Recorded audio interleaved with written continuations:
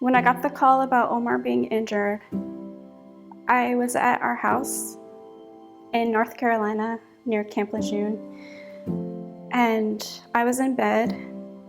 It was maybe 20 minutes after I went to bed. I wasn't asleep yet.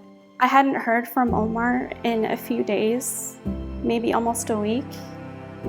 So I was uneasy already, and I didn't recognize the number, so I answered it.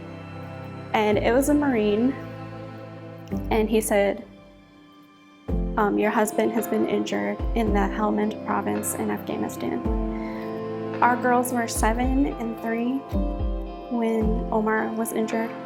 I know that they're very intuitive, so they knew something was wrong, and I couldn't sleep or eat. I was just trying to be strong for them.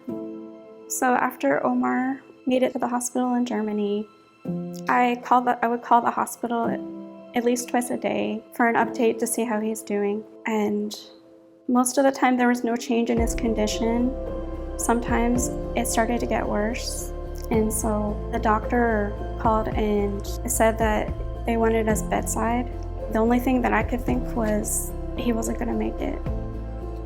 So they got us next day passports and we flew to Germany, and he was on life support. We started talking to him and reminiscing, and whenever we would talk to him, his heart rate would go up, his vital signs would improve.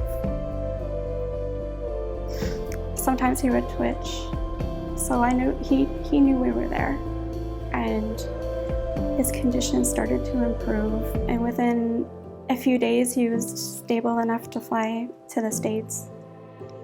He made it to Walter Reed. We lived there for 2 years. We would spend as much time as we could in his hospital room, even though in the beginning he was still sedated and he was on a lot of medicine, so he doesn't remember a lot of it, but we were always there. I know that's the biggest reason why he's still here.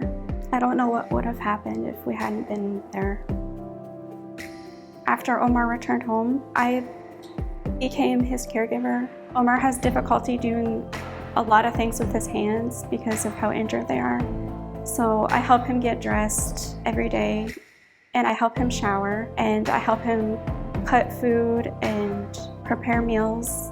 I help him do a lot of things, mostly anything with his hands he does need help with.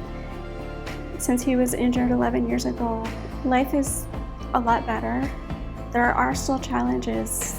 Our family will never be the same. The injuries, they're forever. After we first moved back to Texas, we moved into an apartment because that's what we could afford. And we had issues in the apartment, like mold issues, and it was difficult for Omar to get around in his wheelchair. When we met Rick and Nancy and Spirit of a Hero, they helped us get into a house, and they gave us a support group where we were able to meet people that are genuine, and they care and they want to help veterans and their families. I'm happy to be Omar's angel. He's my best friend. He's the best dad. If we didn't have him, I don't know where our family would be. I'm honored to be his caregiver. I feel like our family would be so much worse off if we didn't have him. I don't know if the girls would have ever recovered or had a normal life. We're so blessed to have